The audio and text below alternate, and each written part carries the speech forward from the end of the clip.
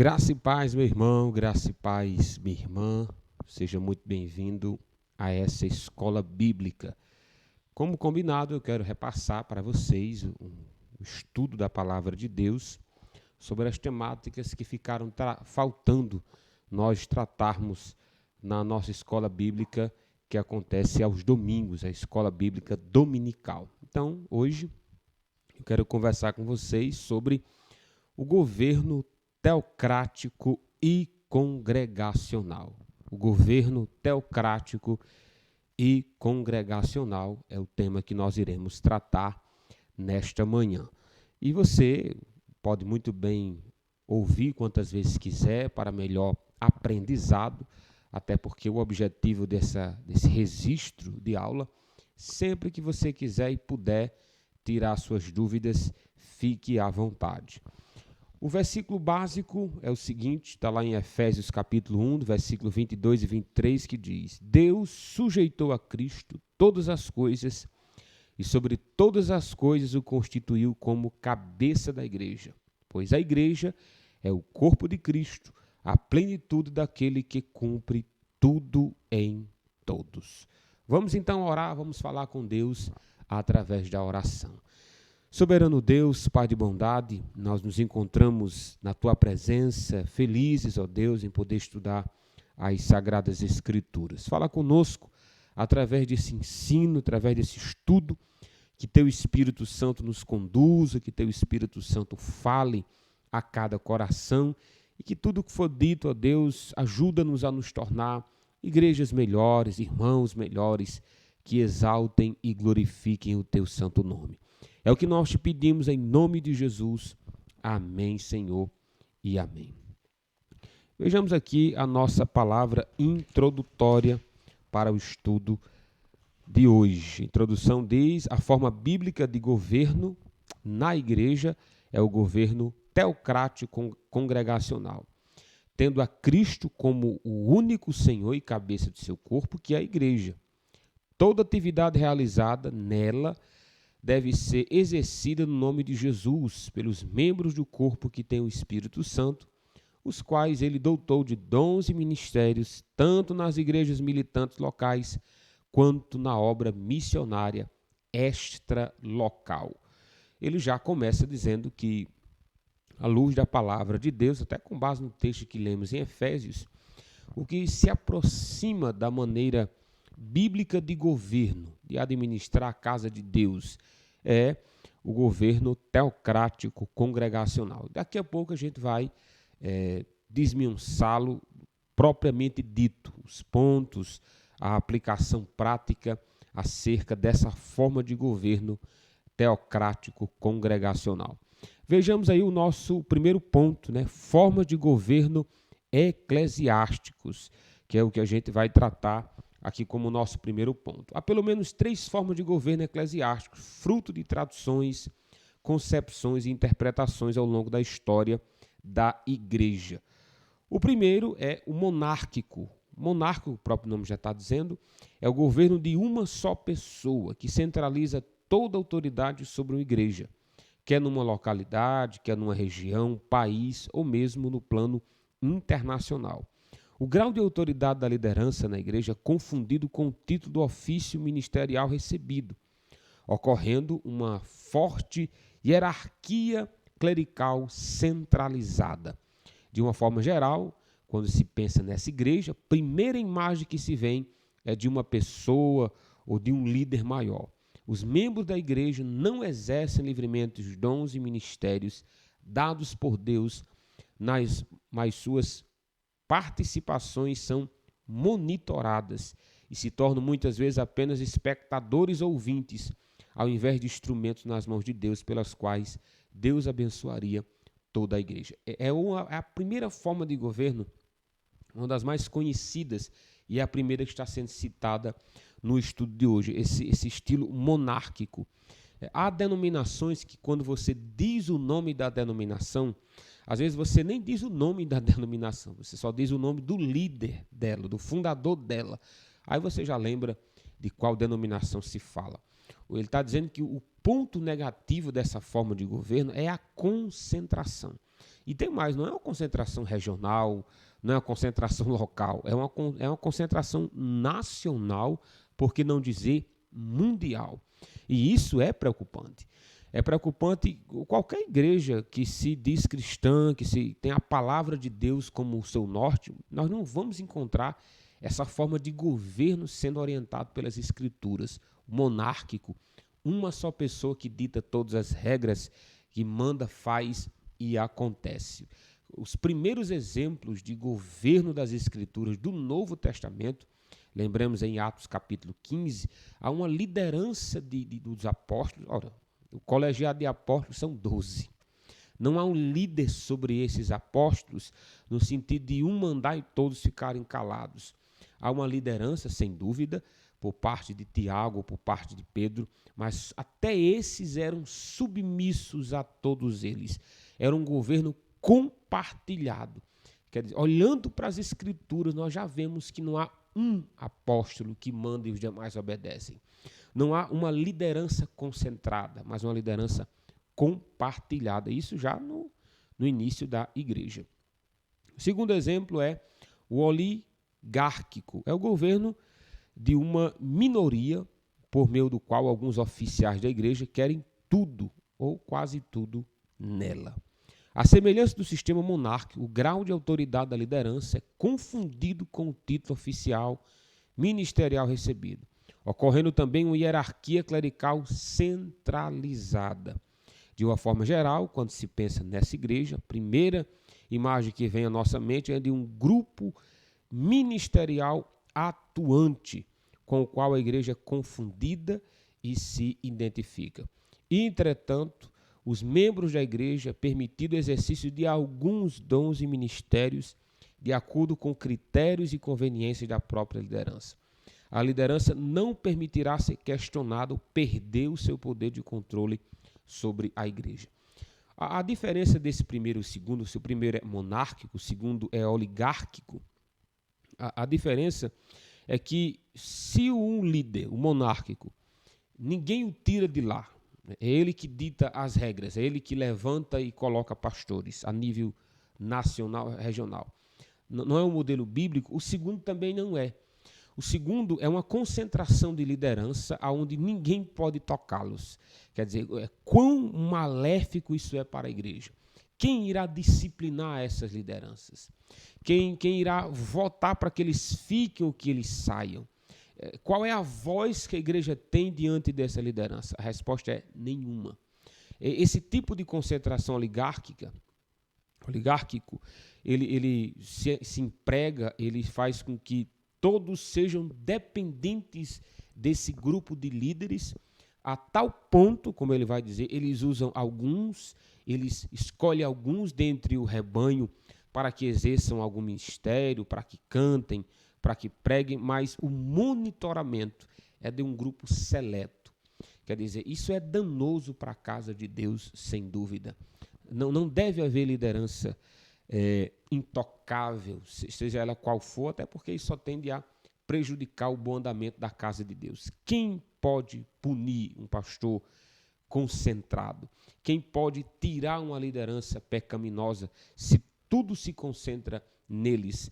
E isso tende a piorar a bondade, piorar a santidade, piora o bom exemplo que a igreja de Deus tem que dar. E o último exemplo é o democrático. O último exemplo dessa parte aqui, né? Claro que o quarto é o governo teocrático congregacional. Nós vimos o monárquico, o oligárquico, uma liderança, o monarca é um só, que manda e os demais obedecem. O oligárquico é um grupo separado que lidera a igreja, a região ou uma nação, e ninguém os toca. E o outro é o democrático. Por definição, este é o governo que emana do povo, e em seu nome deve ser exercido. Decide-se qualquer assunto em assembleia, pela maioria dos votos. Há uma tendência à descentralização e a autoridade da liderança não está unicamente vinculada ao título ministerial, mas provém de sua legitimidade e conduta à frente do rebanho, de acordo com os modelos que a própria igreja estabelece, formal ou informalmente. Os membros da igreja reunidos em assembleia detêm autoridade para nomear ou remover, por vontade da maioria, toda a liderança. De uma forma geral, quando se pensa nessa igreja, a primeira imagem que se tem é a diversidade, às vezes contrárias ou contraditórias em si mesma. O critério de decisão pelo voto reflete o perfil da comunidade participante. Entretanto, é preciso que se reconheça que a voz do povo não é a voz de Deus. Há ainda uma tendência à relativização dos valores, à mutabilidade e à multiplicidade das formas e relações e à autonomia eclesiástica. Antes de olharmos para o que nós vamos tratar agora sobre o governo teocrático congregacional, só um ponto aqui desse democrático. O democrático, ele mostra os pontos positivos quanto a isso, quanto à decisão de orçamentos, quanto a decisões de disciplina, quanto a decisões da permanência ou a saída do pastor. O governo democrático, em todas as suas esferas, todas as suas abrangências, ele tem pontos positivos, mas ele tem os pontos negativos. E a gente explica quais são os pontos negativos de uma igreja que é pura e simplesmente democrática. O problema é que, às vezes, as decisões tomadas pela maioria da Assembleia, sem nem a liderança poder participar, sem o pastor poder participar, é que, às vezes, o grupo passa a votar de acordo com as suas conveniências. A democracia, à luz da palavra de Deus, dentro da Igreja do Senhor, seria maravilhosa, mas, infelizmente, não é isso que acontece. Em vez do pastor ser votado para a sua permanência por causa dos princípios, dos valores que o mesmo tem, uma igreja que é pura e simplesmente democrática, se ela não gostar não é porque o pastor peca, não é porque o pastor é negligente, ela não gostou do pastor, ou a maneira que canta, ou a maneira que prega, ou alguma coisa do tipo, perde-se a essência do verdadeiro sentido de que Deus manda um líder. Não olham o caráter desse obreiro. Muitas das vezes o obreiro não trabalha como devia quando a igreja ela é pura e simplesmente democrática. A gente vota para que você fique ou a gente vota para que você saia. Aí as minúcias, né, as miúdos qual o critério que vocês usam? Quando a gente vai observar as igrejas que adotam esse modelo, que exclui a liderança e o rebanho dita as regras de tudo, o que acontece? É um regime concentrado. Mas, pastor, não é uma contradição em termos se é democrático ou o povo decide? O problema é que quando diz que o povo decide, é um grupo que decide. A democracia plena dentro de uma igreja tende a concentrar famílias, tende a concentrar indivíduos. E se esse grupo de famílias é ofendido, eles não vão votar pelo bem da maioria da igreja, eles vão votar pensando no bem de si mesmo.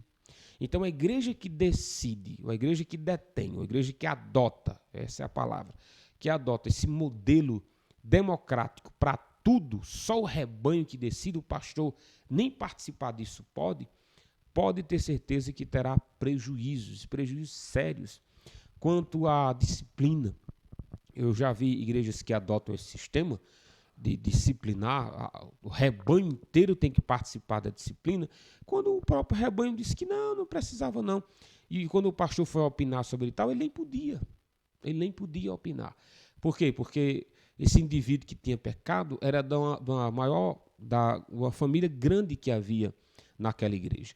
Quer dizer, o critério já não é mais a Bíblia, o critério de dizer que é certo e errado já não é a palavra de Deus, é o que o rebanho acha, o que o rebanho concorda. Você vê o afastamento das escrituras quanto a esse modelo democrático. Ele tem os pontos positivos, quando se um pastor peca, como qualquer outro membro, o rebanho deve isolar, cuidar desse pastor, tratar, mas às vezes não é isso que acontece não. Quando o pastor cai, geralmente esse modelo democrático expulsa, não trata e não está nem aí para o futuro desse pastor. Então a gente entende que esse modelo também não é o ideal. Nem o monárquico, nem o oligárquico e nem esse democrático em sua totalidade. Abraçar 100% a democracia dentro da igreja. Apenas o rebanho tem direito de falar, onde o pastor ele se afasta das decisões importantes. Vejamos aqui o segundo ponto. segundo ponto de hoje, que diz respeito aos princípios da liderança que a palavra de Deus traz. Nós vimos agora sobre as formas de governo que existem, depois a gente vai tratar sobre a forma que nós adotamos e que, claro, ela é benéfica, sem dúvida. Vejamos aí os princípios da autoridade espiritual na igreja, princípios de liderança. Só existem dois, né? O primeiro é: Cristo é a cabeça do corpo, ou seja, a igreja, acima de todo principado e potestade. Cristo é o Senhor da igreja. Ele deve ser o Senhor da igreja. Vejamos aí em Eclesiastes, capítulo 1, do 16 ao 20, aprendemos que tudo foi feito por meio de Cristo, para Ele, depende dEle, por Ele subsiste. Tudo indica, todos os seres criados e o universo, não há nada que esteja fora do seu poder e autoridade. Qualquer espécie de reino, governo e potestade nos céus e na terra está sujeita à autoridade do Senhor Jesus Cristo. Em relação à igreja não é diferente. Cristo é a cabeça soberana da igreja, que é o seu corpo. A igreja está sujeita, ele deve obediência e submissão irrestrita. Ele tem a primazia em tudo, sendo o Senhor absoluto da igreja. Então, quando a igreja ela se identifica com um líder específico, quando eu digo se identifica no sentido de submissão cega, submissão tola, como o exemplo monárquico e oligárquico, ela se esquece que Cristo é o Senhor dela e não o pastor A e o pastor B. Olhemos para o princípio de liderança que a Bíblia nos traz. Cristo é o dono da igreja. Cristo é o Senhor da igreja. Então, é Ele que deve ser a nossa maior motivação de permanência, de submissão, de vigilância, de disciplina. Cristo é o Senhor da igreja. E aquilo que Ele disse, aquilo que Ele ensinou, deve me guiar, deve me orientar quanto aos princípios soberanos da palavra de Deus. O propósito eterno de Deus é fazer convergir em Cristo todas as coisas. Por meio do Senhor Jesus, Deus reconciliou consigo mesmo todas as coisas, quer sobre a terra, quer nos céus, indicando que não há qualquer poder capaz de impedi-lo em seu propósito. Cristo venceu eficazmente todos os principados e potestades espirituais do mal, como diz em Colossenses 2:15. Vejamos, Cristo venceu o diabo, os seus anjos, o sistema mundano, pela obediência e submissão incondicional ao Pai. Ele está mostrando que Cristo é o Senhor da igreja, ele tem poder para isso, em todas as esferas que você possa imaginar. E claro, Cristo também é um Senhor Jesus, nunca dependeu de si mesmo. Nunca dependeu de si mesmo ou se apoiou em sua própria natureza divina no cumprimento de sua missão. Pelo contrário, sua inteira dependência do Pai foi a forma do seu ministério. Isso nos leva à seguinte reflexão: a nossa conduta, motivação e propósito no exercício das funções eclesiásticas tem sido marcada por esse mesmo paradigma de Cristo? Temos buscado agirmos fundamentados em nós mesmos ou no poder de Deus em nós, através da atuação do Espírito Santo? O ponto aqui do autor é o seguinte: o governo é de Deus, o poder é de Deus, as normas e as leis emanam de Deus, o ensino é de Deus, a doutrina é de Deus e permanece para sempre. Quem se atrever a mudá-lo ou a ignorá-lo? Então, o que deve nos temer quanto às decisões tomadas em uma igreja, seja o pastor, a liderança do pastor junto com o rebanho, ele está dizendo, é o temor a Deus, é a palavra de Deus. A igreja de Corinto, quando Paulo escreveu a primeira carta, no capítulo 5, salvo engano, havia um indivíduo lá que estava tendo relações com a sua madrasta, a esposa do pai dele. E a igreja não fez nada. A igreja de Corinto não fez nada. Nós não sabemos por que a igreja não fez nada. Se ela não via maldade naquilo, ou se tinha alguma relevância por parte desse indivíduo que praticava esse pecado, que às vezes a congregação ela tem de fazer isso. Quando um irmão simples comete um pecado, a disciplina é severa. Quando o irmão tem posses ou tem influência, a punição é branda, a gente tem que ver o lado dele. Esquecem os princípios da palavra de Deus. O nome disso é conveniência. E Corinto estava fazendo isso. Quando Paulo soube que a igreja estava fazendo isso, Paulo disse, vocês não estão temendo é a Deus. E entreguem a alma desse indivíduo a Satanás e o corpo entregue a Deus. Quer dizer, entregue a alma a Deus e o corpo a Satanás, melhor dizendo. O objetivo do apóstolo Paulo, com toda essa dureza de imediatamente discipliná-lo, é porque Paulo queria o bem da igreja. Todo indivíduo que transgride, que peca, deve haver uma disciplina para o bem dele. Claro que são aqueles pecados que trazem escândalo para a igreja de Deus. Esse é um desses, né? Um pecado externo, onde toda a igreja, toda a sociedade da época se informou disso. Os ímpios de Corinto ficaram escandalizados com o pecado dos irmãos. Imagine um pecado desse sem punição. Como é que não fica a igreja? Então, o que norteia a decisão de guardar os princípios de Deus, querer o bem da igreja, tratar o rebanho como um todo, é Cristo ser o cabeça da igreja. É saber que o maior temor que me guia, que me orienta, é Jesus Cristo. Meu amigo, se Jesus não for a sua motivação de cuidados, não for a sua motivação de vigilância, pode ter certeza que não será o pastor. Então, esse é o primeiro princípio de liderança da igreja. Cristo é a cabeça da igreja. O segundo princípio é a unidade pela obediência e submissão. Watchman Nee, em seu livro Autoridade Espiritual, considera que não haverá unidade do corpo de Cristo sem obediência aos princípios da autoridade da cabeça, disse ele. Para que a unidade se realize, é preciso que seja exercida a autoridade da cabeça do governo do corpo. Todos os membros do corpo deveriam se sujeitar uns aos outros. Quando isso acontece, o corpo é unido em si mesmo e com a cabeça, que é Cristo. Quando a autoridade da cabeça prevalece, a vontade de Deus se realiza. Assim a igreja se torna o reino de Deus. Aí ele diz aí, o Senhor Jesus ensinou aos seus discípulos, em Mateus 20, do 20 ao 28, que o governo em sua igreja não deve ser caracterizado pela dominação ou a posição hierárquica, mas pelo serviço e pela submissão. O maior é o menor de todos. E quem governa o servo de todos, aquele que serve. O Senhor chamou a atenção para o seu próprio exemplo e testemunho. Ele diz, neste mesmo sentido, o apóstolo Pedro fala aos presbíteros da igreja da Ásia. Ou seja, há uma necessidade de liderança dentro da igreja. Há uma necessidade de cuidado mútuo entre os próprios irmãos. E a liderança a presença do pastor na igreja, tem um objetivo, guiá-lo, orientá-lo, com base nas Escrituras. O que o pastor ensina, quando ele abre a Bíblia, ele explica a palavra de Deus, interpretando e aplicando esses princípios nas nossas vidas, eu tenho que ser submisso ao meu pastor.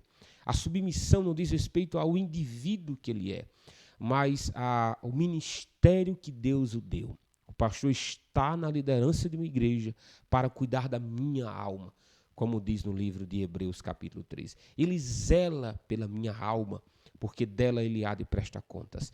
Pastor, e como eu sei se o pastor está ou não zelando da minha alma? As Escrituras dizem, se ele é guiado pela palavra de Deus. Quando Paulo orientou a Timóteo, no capítulo 2 de 1 Timóteo, Paulo diz, prega a palavra. Prega a palavra, ensina, exorta, não se aparte dos princípios dessa lei, vive, ensina, exorte, faça tudo o que está ao seu alcance, porque toda a Escritura divinamente inspirada por Deus é proveitosa para o ensino, para corrigir, para redarguir e instruir o homem a ser um varão perfeito. Paulo está dizendo, você é um pastor, Timóteo, você é um líder, Timóteo, desde que a palavra de Deus esteja na sua boca.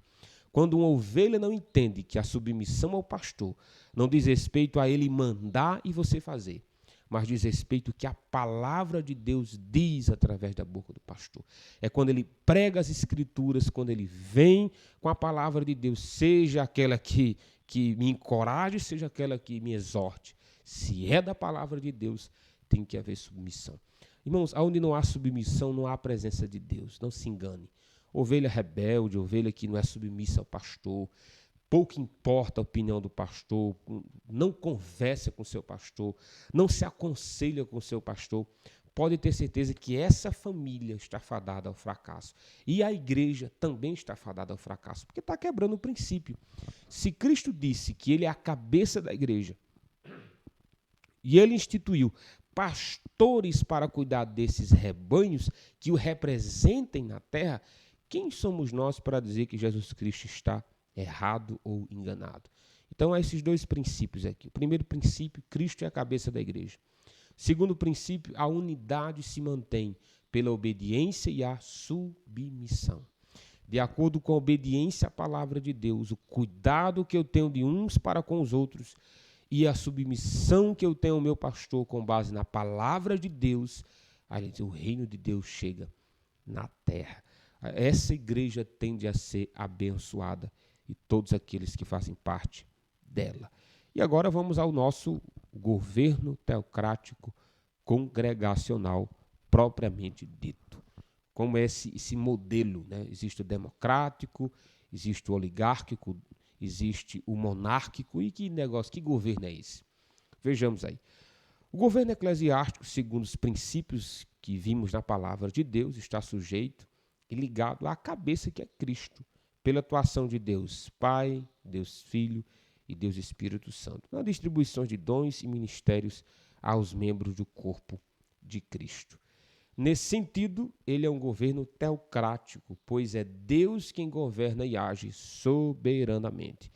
Não dá para o pastor dizer, eu vou dar a você o dom de pregar. O governo teocrático, de início aqui, vamos parar aqui no teocrático, que é o governo de Deus, como foi no caso de Israel, na atuação da igreja é desse mesmo jeito. É Deus que distribui os dons para o bom funcionamento da obra. Não está no poder do pastor botar a mão na cabeça do indivíduo e falar assim, eu dou a você o ministério de pregação. Ou então chega para o irmão e diz, eu dou a você o ministério de evangelista. Eu dou a você o ministério de profeta, o dom de mestre, o ministério de mestre. Não está na alçada do pastor fazer, nem da igreja. A igreja não pode dar ministério a seu ninguém. O pastor e a igreja, eles identificam os ministérios que Deus dá. O governo teocrático, ele parte do pressuposto de que é Deus que organiza a igreja quanto aos dons que nela devem ter. É Deus que dá os dons para que haja um bom desempenho na casa de Deus. E ele dá, meus irmãos, ele dá o ministério pastoral, ele dá o ministério evangelístico, ele dá o ministério de contribuição daqueles que ajudam com mais liberalidade a casa de Deus. Inclusive, Paulo chega a dizer isso. Aqueles que pregam a palavra de Deus, aqueles que contribuem, que façam com liberalidade, aqueles que ensinam, façam com esmero e com dedicação, aquele que exorta, que faça com amor. Observe que é Deus quem dá esses ministérios e esses dons. Por quê? Porque a igreja é dele. A igreja é dele.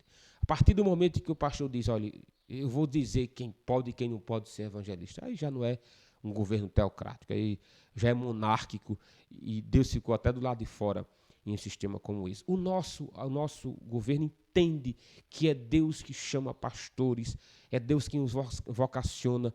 Claro que o pastor local identifica esse ministério, assim como a igreja, mas a gente nunca esquece que Deus é aquele que levanta os ministérios dentro da sua casa.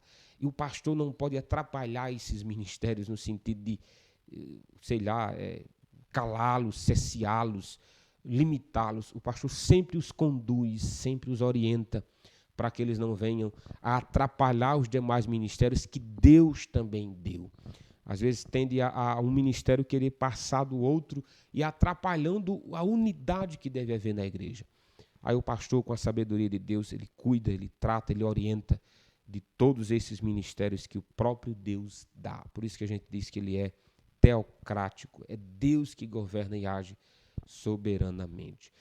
E o modelo continua, né? Entretanto, esse mesmo governo tem a participação ativa dos membros do corpo, no exercício dos mesmos dons e ministérios concedidos por Deus. Nesse sentido, ele é um governo congregacional e não democrático, é congregacional, pois a atuação é originária em Deus e não no povo, embora seja realizado por meio de cada membro do corpo. Assim, na igreja do Senhor Jesus Cristo, ninguém deve trabalhar para si ou buscar os seus próprios interesses. Qualquer ato realizado nela que foge aos princípios vistos anteriormente não tem valor eterno. Não tem, aí diz, será considerado como palha, feno, madeira no tribunal de Cristo. Como então o governo teocrático congregacional é exercido na igreja segundo as Escrituras? Primeiro, é conceituando as duas linhas de atuação do governo. Ele diz aí, a linha extra local, que é composta pelos vocacionados e comissionados para a obra de Deus. São os que recebem os dons ministeriais de Cristo, os apóstolos, entre parênteses aqui, os missionários, profetas, evangelistas, pastores e mestres. Ele está dizendo, entenda que é Deus que assim faz. Aí ele diz, em primeira linha do governo TC, né, teocrático congregacional da igreja, é que o Espírito Santo chamou de obra de Deus. Ela atua na expansão, no crescimento do corpo, visando a implantação e edificação de novas igrejas. Nela, a obra missionária tem um caráter primordial, mas também estão presentes e atuantes os ministérios proféticos, evangelísticos, pastorais e no ensino. Ele está dizendo assim, que Deus, ele dá à igreja, como é que na prática, como é que esse governo teocrático congregacional funciona? Ele diz, primeiro, é aceitando o que as Escrituras dizem. As Escrituras dizem que é Deus que dá os ministérios do apostolado, dos profetas, dos evangelistas, pastores e mestres. É Deus quem dá esses ministérios. E os identificamos com base na palavra de Deus. Identificando esses ministérios, o que a congregação deve fazer? Usá-los. Se é o ministério de pastor, a liderança que existe na igreja, o pastorado que tem na igreja, o ajuda. A igreja identifica, o próprio indivíduo reconhece que tem esse chamado de Deus, é experimentado para tal, se aprovado, se passar no experimento, no teste, é validado esse ministério e se usa. E vai para o campo. Se é missionário, vai ser missionário. Se é evangelista, vai ser evangelista. Deus dá esse dom, Deus dá esses ministérios e a congregação ajuda-os. A congregação os sustenta, dá o suporte espiritual para esses amados irmãos. Isso em todos os ministérios e dons. O governo congregacional, ele aceita aquilo que Deus dá a ela, até porque a igreja pertence a ele. Cristo é a cabeça da igreja. A linha das igrejas militantes locais é composta pelos vocacionados e comissionados para o governo das igrejas. Se o primeiro exemplo é a congregação reconhece os missionários e os envia para implantar outras igrejas, é Deus que os vocaciona, mas é a congregação que os envia, os sustenta. À luz da palavra de Deus, ele diz, Deus também levanta pastores para cuidar do rebanho. Nem todos foram chamados para ser missionários, nem todos. Nem todos são chamados para serem pastores, mas é Deus quem levanta esses pastores. Ele diz, os pastores reconhece as considerações importantes da lição. Por quê? Porque os presbíteros e diáconos, Deus também levanta para o cuidado da igreja. Não é fantástico isso? A congregação reconhecer esses pastores que tem no meio dela, separá-los do meio do rebanho e deixa que eles atuem como pastor, seguindo e sendo orientados pelos princípios da palavra de Deus. Não é uma democracia, mas é um modelo congregacional. A congregação reconhece esse modelo olhando para as Escrituras e para a vida desse indivíduo. O paralelismo existe entre as duas linhas e o crescimento do corpo. Pela palavra de Deus, compreendemos que as duas linhas não são convergentes nem se confundem, mas são paralelas e unidas numa mesma direção. Para a melhor compreensão desse aspecto, precisamos recorrer às duas revelações feitas por Deus. Uma no Antigo Testamento, dada a Jacó, e a outra no Novo Testamento, dada por Jesus. Trata-se da visão de uma escada, ascendente até os céus, apoiada sobre o Filho do Homem, conforme a revelação de Jesus dada a Natanael em João 1,49. E a visão dada a Jacó, em Gênesis 28:10. Note-se que Jacó apoiou sua cabeça, antitipo de Cristo, sobre a rocha, o antitipo de Cristo.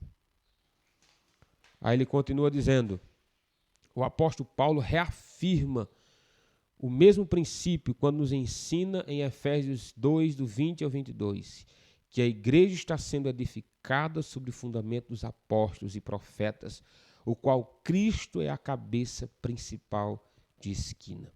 Observa-se as Escrituras, a atuação de Deus na igreja, de acordo com Atos 8, 10, 11, 12, 13, 14, Efésios, 1 Coríntios, Efésios 4, entre outros.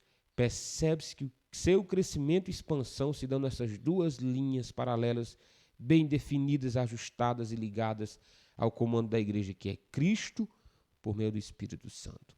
Ou seja, ele está dizendo que esses ministérios se dão, os ministérios de Deus levantar os missionários, os evangelistas, para atuar fora da igreja do Senhor. Quando se diz fora, literalmente, eles não tem como eles estarem na igreja enquanto se fazem essas missões de implantações, mas eles são abençoados pela congregação. Eles saem debaixo da autoridade do pastor. Eles têm a quem prestar contas. Deus levanta esses, mas levanta também os pastores, presbíteros e diáconos para cuidar do rebanho local. E essas duas maneiras de trabalho da igreja, ambas têm a bênção de Deus e a orientação de Deus. É Deus quem assim governa, é Deus quem assim o faz. Ele diz, o Espírito Santo chama dentre as igrejas locais, os que têm os ministérios, foi o que eu acabei de dizer. Durante essa fase de implantação, uma perfeita cooperação coexistente de unidade entre a obra e as igrejas locais. Tangência à linha das igrejas militantes, mas na verdade está agindo paralelamente na edificação e crescimento dessas novas igrejas. Uma igreja local envia missionários sustentando. Enquanto essa igreja local é abençoada, ela abençoa outra que está em processo de implantação. Onde é que está o governo teocrático congregacional? Teocrático porque é Deus que abençoa essa igreja, foi Deus que levantou missionário dessa igreja, um evangelista, e essa igreja o envia. Quando essa igreja envia, obedecendo à teocracia, ela é congregacional porque é o povo dessa congregação que irá sustentá-los, amá-los, cuidá-los, até se tornarem igrejas independentes. A participação de Deus e da igreja, ela é total. É total. Deus atua, Deus age e a igreja também participa, contribuindo, participa cantando, participa evangelizando, ajudando esses missionários. Ele diz, terminar a fase de implantação, as igrejas locais tornam-se autônomas, é o processo de maturidade, aceitar o que Deus fez através dos apóstolos, deve fazer também hoje. Implanta-se as igrejas para que amanhã, implanta-se congregações para que amanhã se tornem igrejas independentes. E o processo de implantação e crescimento permanece. Em resumo, ele diz, imagina-se o perfil de uma figura de escada que eleva até os céus, descritas anteriormente, apoiada sobre o fundamento dos apóstolos e profetas, do qual Cristo é a rocha principal de esquina. Temos a fase de implantação, representada pelo vértice superior de cada degrau da escada, os quais representam as novas igrejas implantadas. Fase 2, a fase de desenvolvimento e crescimento, Deus que assim o faz. A fase, ele diz, madura, que é representada pelo vértice inferior de cada degrau da escada. A igreja está pronta para apoiar o surgimento e crescimento de novas igrejas. E, por último, a fase do chamado de Deus e o envio para a obra. Depois de consolidada uma igreja, Deus fará o mesmo processo. Levantará pastores, evangelistas. Mas por que Deus sempre trabalha assim, pastor? Por que Deus atua na congregação dessa forma? Porque ele recebeu uma ordem, né? Ide por todo o mundo e pregai o evangelho. Quem é que levanta os missionários? É Deus. Por isso que nós devemos obedecer fielmente esses princípios da palavra do Senhor. E as considerações finais, para encerrar, já se passaram aqui um tempinho, a gente vai correr aqui para o final. Espero que vocês tenham entendido a nossa forma de governo, onde a palavra de Deus nos orienta. Não é um homem que nos orienta, não uma liderança que nos orienta arbitrariamente, cegamente, autoritativamente, mas ela nos orienta, ela nos guia com base na palavra de Deus. É por isso que um governo teocrático, congregacional, é aquele que se aproxima mais da palavra de Deus. Houve uma atuação dos apóstolos na igreja primitiva, mas houve uma cobrança dos apóstolos. Por que aquela congregação não disciplinava os irmãos que estavam em pecado? Como o apóstolo Paulo bem corrigiu. Por que os pastores não estavam dando a vida como deviam dar ao rebanho? Observe que as escrituras, ela trabalha nos dois. Ela trabalha na liderança da igreja, por parte do pastor, os presbíteros e diáconos, e trabalha no povo, que é do povo que vai sair os próximos evangelistas, os mantenedores da obra de Deus, e por aí vai. Nós respeitamos toda a palavra de Deus. Nenhuma se sobrepõe à outra, ela se harmoniza e é completa em si mesma. E as considerações finais é o seguinte: o crescimento e a expansão da igreja depende primordialmente do comando a partir da cabeça, que é Cristo, e da obediência e cooperação conjunta de seus ministros, ordenados e vocacionados pelo Espírito Santo, tanto para a obra quanto para o serviço das igrejas locais. A obra edifica as igrejas, mas por elas é sustentadas, e assim como na escada, cada degrau se apoia no anterior. As igrejas maduras devem estar comprometidas em custear, apoiar e suportar todo o peso das novas igrejas irmãs em fase de implantação, sempre dependendo e confiando no Senhor da obra, que supre todas as nossas necessidades. E a conclusão, deixa eu ler aqui a conclusão: o governo da igreja, por princípio e revelação da palavra de Deus, não pode ser norteado por modelos humanos, nem princípios que governam neste mundo, cujo príncipe e usurpador é Satanás, inimigo de Deus. São modelos inspirados em valores humanos e seculares, corruptos, imorais e idólatras, que sempre devem ser evitados. É imprescindível, portanto, que a igreja reconheça de forma pragmática que o governo tem a legitimidade dessa autoridade. O governo é o Senhor Jesus que governa, que o realiza por meio do Espírito Santo na igreja.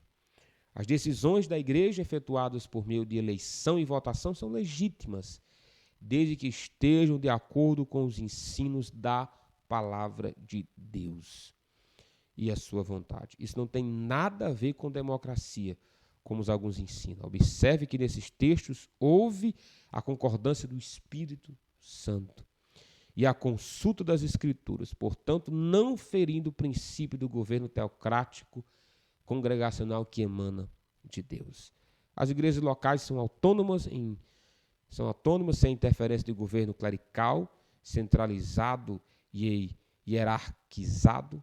Cada congregação toma suas decisões, traça seus planos, buscando, entretanto, deve buscar em tudo preservar a unidade do corpo de Cristo na obediência ao princípio do governo teocrático congregacional. Nós temos uma palavra que nos orienta, temos uma palavra que nos guia, e é ela que deve dizer se estamos certos ou não. É ela que deve dizer pare ou então siga.